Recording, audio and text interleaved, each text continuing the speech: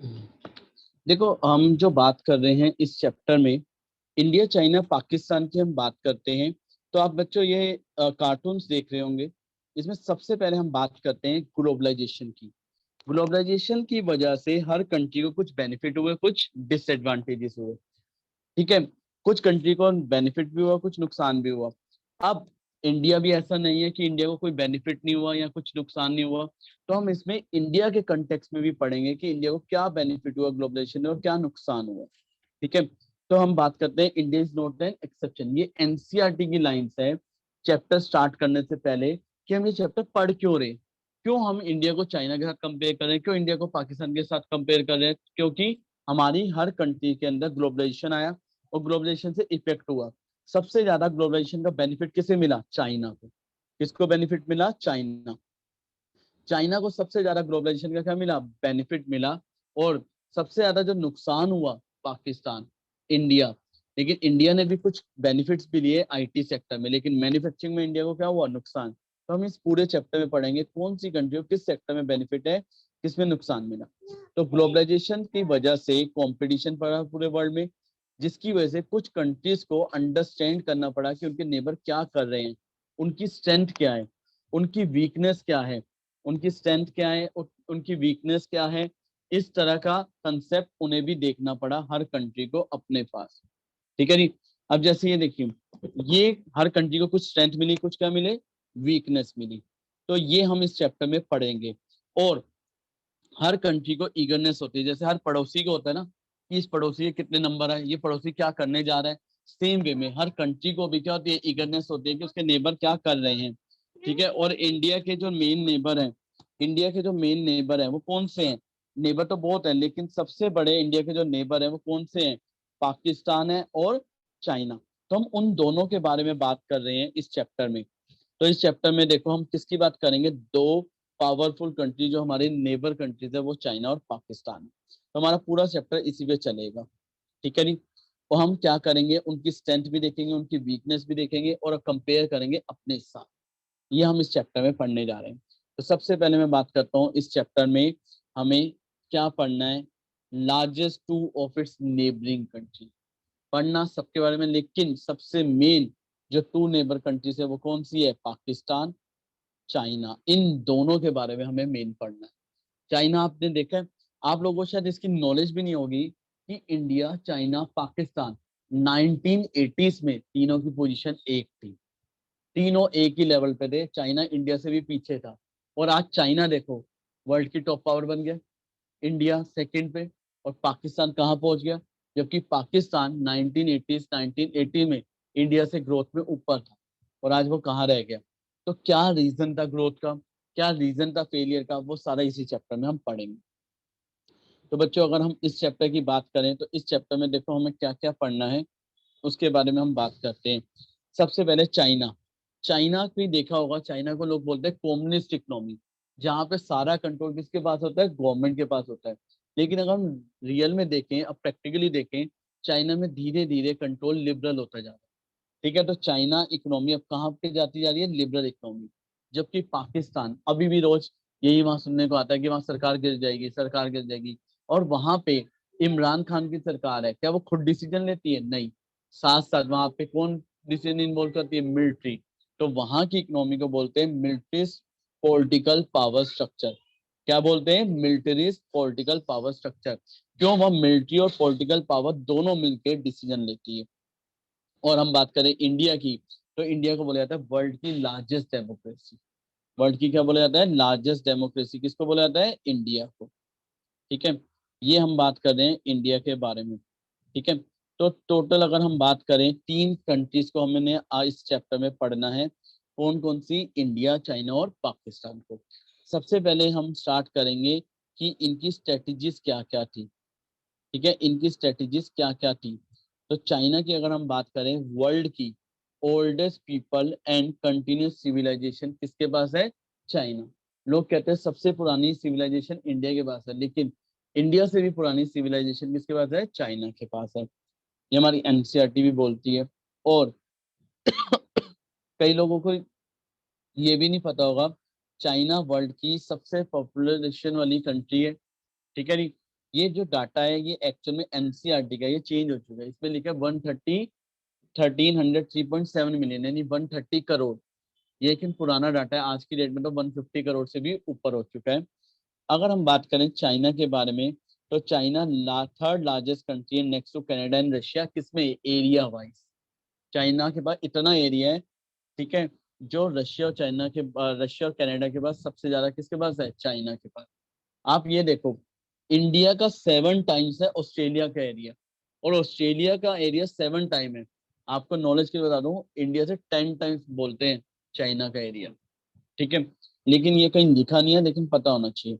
अब हम बात करें तो चाइना का ग्रोथ प्रोसेस क्या था, चाइना ने क्या क्या किया।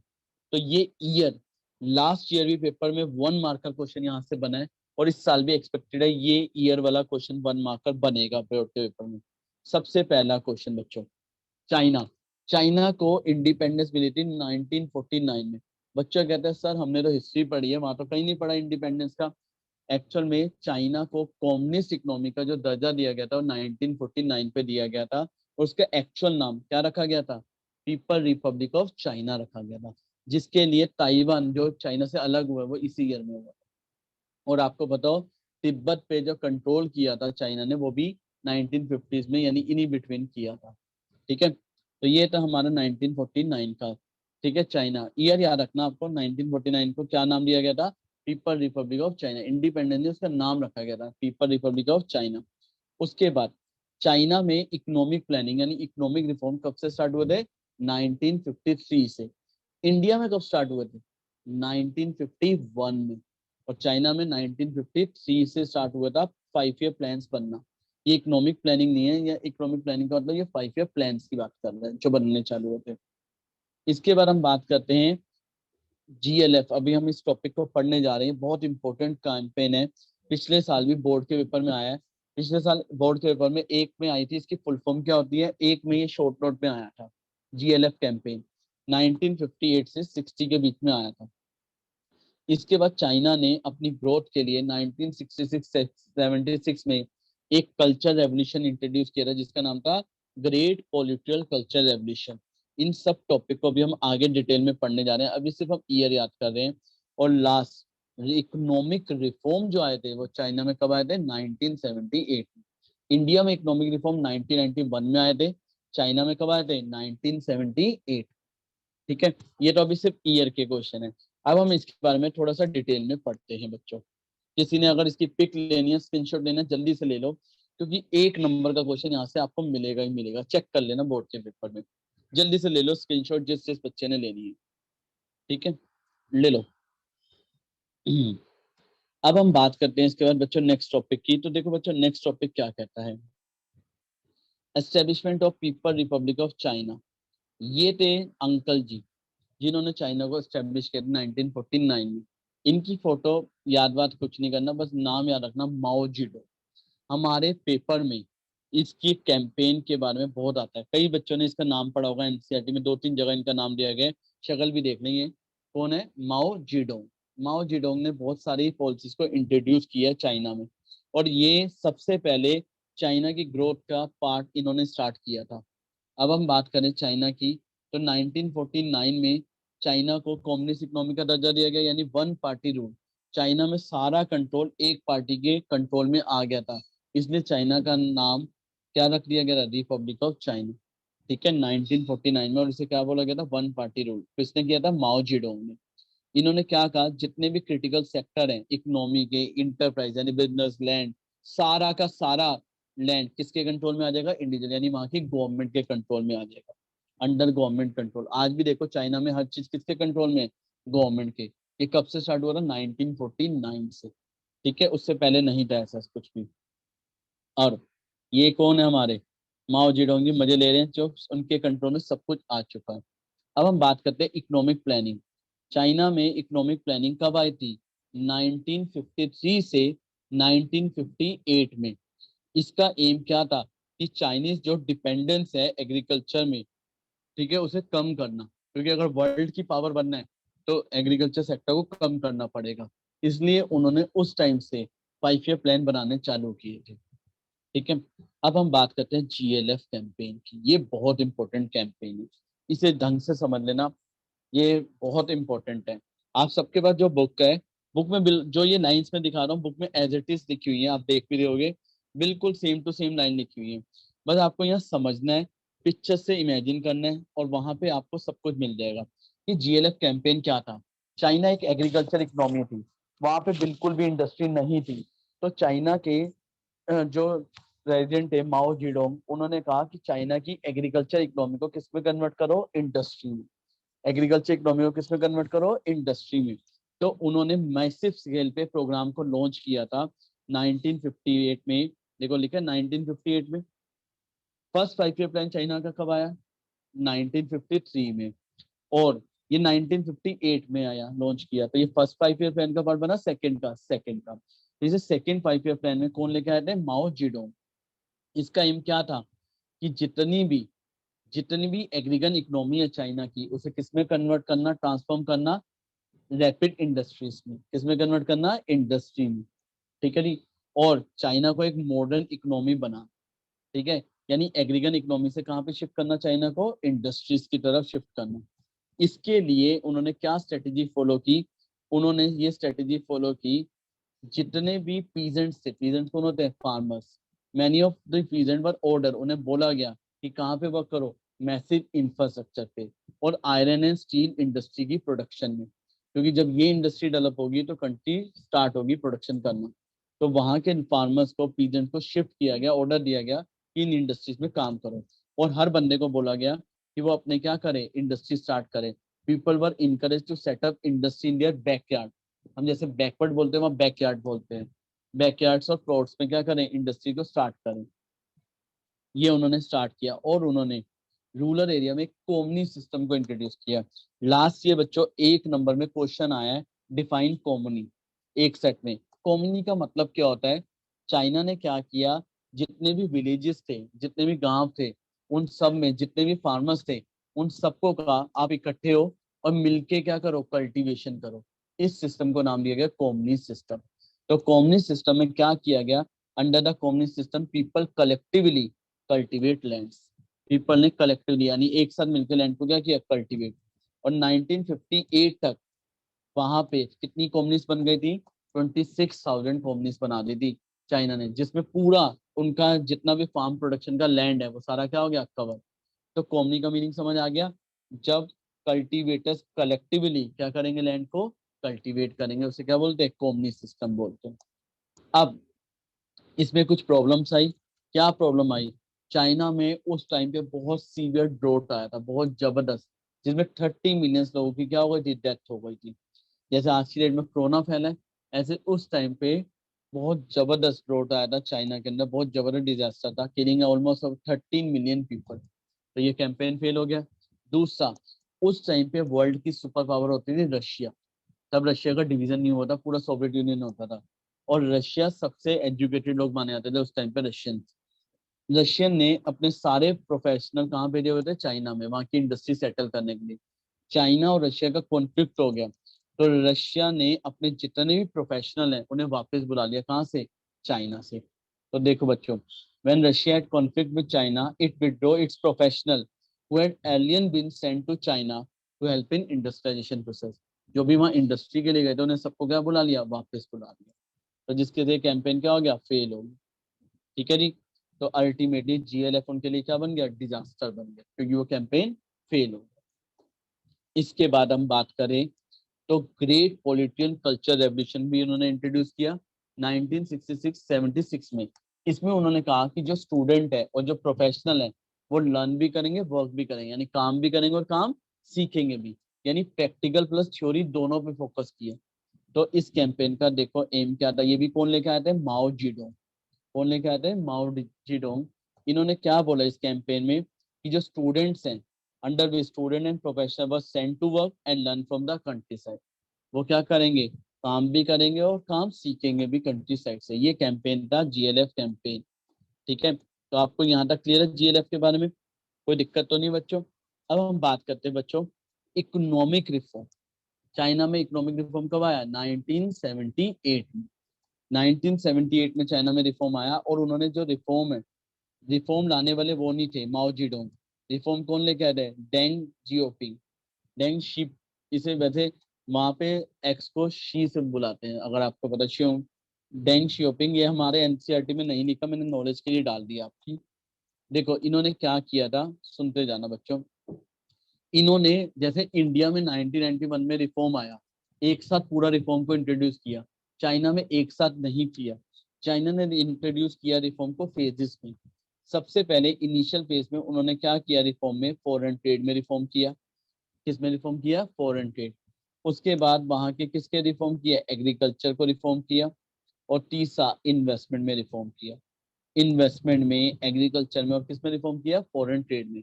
देखो इंडस्ट्री कवर नहीं है, इंडस्ट्री को उन्होंने बाद में रिफॉर्म किया, पहले इन चीजों पे फोकस किया। इसमें इन्होंने क्या किया रिफॉर्म में, देखो। और इनिशियल फेज में एग्रीकल्चर में इन्होंने क्या किया, पहले कॉम्युनिस्ट सिस्टम को बनाया। कॉम्युनिस्ट सिस्टम में प्रॉब्लम क्रिएट हो गई। क्यों प्रॉब्लम क्रिएट हो गई? सारे मिलकर कल्टीवेट कर रहे थे, एक कहता है मैंने ज्यादा कल्टीवेट किया मुझे ज्यादा हिस्सा दो, एक कहता है मुझे कम दो। तो चाइना ने क्या किया, कॉमनी जो लैंड था, इकट्ठा लैंड था जहाँ सारे मिलकर कल्टीवेशन कर रहे थे, उस सारे लैंड को स्मॉल पार्ट्स में डिवाइड कर दिया। हर बंदे को एक एक लैंड का हिस्सा दे दिया। ओनरशिप किसके पास रखी? अपने पास। सबको लैंड दे दिया, क्या करने के लिए? यूज करने के लिए, ओनरशिप नहीं दी। ठीक है जी। हर इंडिविजुअल हाउस होल्ड को लैंड एलोकेट कर दिया यूज करने के लिए। ओनरशिप किसने अपने पास रखी? गवर्नमेंट ने। और गवर्नमेंट ने उन्हें क्या कहा कि जितनी भी आपको इनकम होगी उस लैंड से, उस पर आपको कुछ टैक्स देना पड़ेगा, और टैक्स के बाद जितनी इनकम होगी वो सारी आपकी होगी। तो अल्टीमेटली गवर्नमेंट ने वहां पे क्या किया, लैंड भी दे दिया सबको यूज करने के लिए, और उससे उसके बदले क्या ले लिया? टैक्स भी। और ओनरशिप किसके पास रखी गवर्नमेंट ने? अपने पास। क्लियर है? अब इसके बाद लेटर फेज में, इनिशियल फेज समझ आ गया कहाँ पे रिफॉर्म किया था? एग्रीकल्चर, फॉरेन ट्रेड और इन्वेस्टमेंट। लेटर फेज में उन्होंने इंडस्ट्री में रिफॉर्म किया। किसमें रिफॉर्म किया? इंडस्ट्री में। अब इंडस्ट्री में जब रिफॉर्म किया, तो इंडस्ट्री में रिफॉर्म किया तो प्राइवेट सेक्टर को अलाउड किया, आप हमारे यहाँ एंटर करो। चाइना में जब प्राइवेट सेक्टर यहाँ एंटर करने लग गया, तो वहां की जो गवर्नमेंट इंटरप्राइज है उनको कंपटीशन फेस करना पड़ा। किसके साथ कंपटीशन फेस करना पड़ा? प्राइवेट के साथ। देखो इंडिया में गवर्नमेंट कंपनीज को क्या नाम देते हैं? आप सबने 11th में पढ़ा होगा, PSU, public sector undertaking. China में उसका नाम क्या रखा गया? चाइना में उसका नाम रखा गया SOES। ठीक है, SOES का मतलब होता है स्टेट ओन इंटरप्राइज। ठीक है, स्टेट ओन इंटरप्राइज। तो चाइना में प्राइवेट सेक्टर विदेश इंटरप्राइज को अलाउड कर दिया गुड्स प्रोड्यूस करने के लिए, जिसकी वजह से चाइना की जो इंडस्ट्री है, जो गवर्नमेंट की SOE, स्टेट ओन इंटरप्राइज, उनका क्या हो गया? कंपटीशन चालू हो गया। किसके साथ? प्राइवेट के साथ। अब जब कंपटीशन प्राइवेट के साथ होगा गवर्नमेंट का, तो ऑब्वियसली गवर्नमेंट को नुकसान होगा। तो चाइना ने इस गेम से बचने के लिए प्राइवेट को इनकरेज भी किया, हमारे यहाँ इन्वेस्ट करो। चाइना ने ड्यूअल प्राइसिंग को इंट्रोड्यूस कर दिया। ड्यूअल प्राइसिंग में क्या किया चाइना ने?